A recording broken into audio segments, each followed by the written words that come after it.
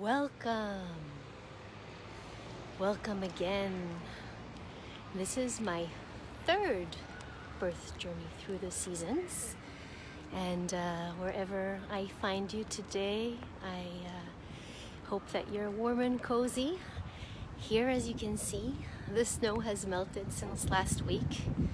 And one of the things I've been thinking about since last week that both labor and Montreal weather have in common is that they're both unpredictable.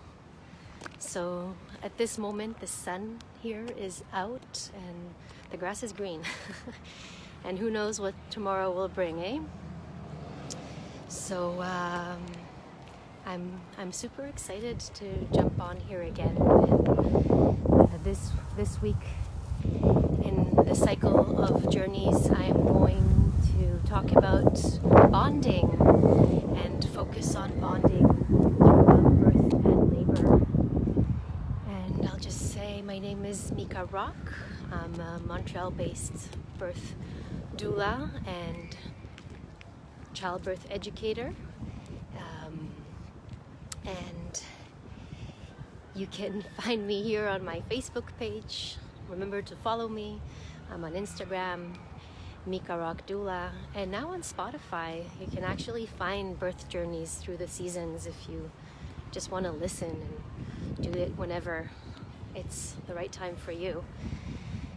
So I want to talk about birth, and birth can get messy sometimes, and there's moments where we can be triggered, and adrenaline and oxytocin are two hormones that are competing on the same receptors in the uterus, and really to allow birth to progress and to create effective environment for labor to move forward. We want oxytocin, the love and bonding hormone, to be really present. And then the question is, what is going to center? What is going to center us back inside to our bodies? And one of these things is our connection with our baby. And you can go through a whole labor without thinking of your baby. Sounds funny, but it really can sometimes be the case. And maybe that's a good way for some. And these stories that I'm going to tell you today about is really how I've witnessed as a birth doula some of my birth givers that I've supported, how they bonded with their babies and how that was a game changer for them in their labor.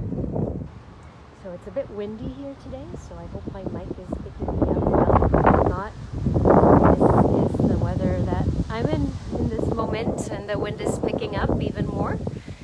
But we're just gonna walk through this, and hopefully you can hear clearly what I'm sharing with you. So the first story I want to share is about a birth giver, first-time mom who gave birth a couple of years ago, and all through labor she was talking directly out loud to her baby. She was letting him know that they're in this together, that they're strong, that they can do this. She was calling her baby in his belly name or pregnancy name, so she was connecting, and that was really felt. And I find that for her, that gave her courage, that gave her focus to continue and to be centered in whatever was happening for her during the labor in every moment. And speaking can be out loud, but it can also be in your inner voice. Another story that I want to share is about a mama, second-time mama, that was breathing really deeply, and with every inhale she was letting her baby know that she's giving baby lots of oxygen. And there were certain times during her labor where this was really critical. Sometimes babies can be distressed during labor, and that can show up on the fetal monitor, and their heart rate changes, and oxygen, having enough oxygen coming into the uterus, coming in to the baby, can help baby cope better with the changes of labor.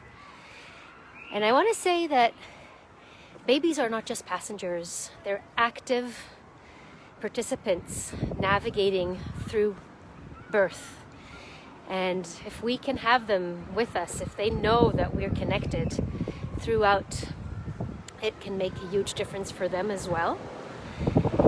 And I just decided to turn around here and walk in this direction. And that sometimes can happen in labor too. Funny to say that this little connection with baby, or this big connection with baby, can just shift the way a labor goes, because we're reminded of what's really important right now in the moment, and that can create a big shift in the labor. Another story I want to tell is about a second-time mom. One of the first births I supported as a birth doula. In our prenatal meetings, we talked about affirmations and how powerful our minds are, and when we speak to ourselves in a positive way, it can help us refocus, recenter. And after her labor, now there was a car here making some noise. So after her labor, she told me that all throughout the labor, the affirmation that was really helpful for her was, "Me and my baby are a team. We are in this together." And that kept her centered and focused. And that was one of the affirmations that came up during our prenatal meetings, and that created this really important anchor for her.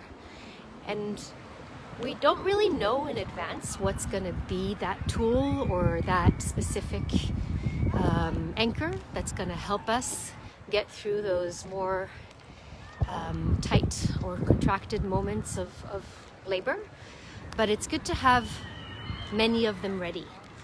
So bonding with baby, bonding brings out this intimate connection. Connection supports oxytocin secretion, and as I said before, this is what we really want to allow and promote throughout the labor. So I really want to hear. I want to hear if you've had experiences with bonding with your babies during labor, if this speaks to you, if you have any ideas. You're welcome to send me a message here on Facebook or message me.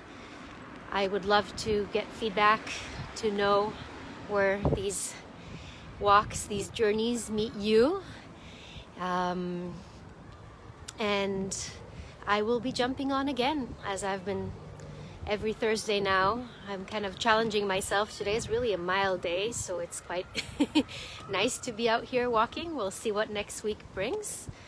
My next journey will be about bonding in those first hours right after baby's born, which is when we're usually used to using this word, bonding, in the initial golden hours when the baby is earthside, right after the baby's born.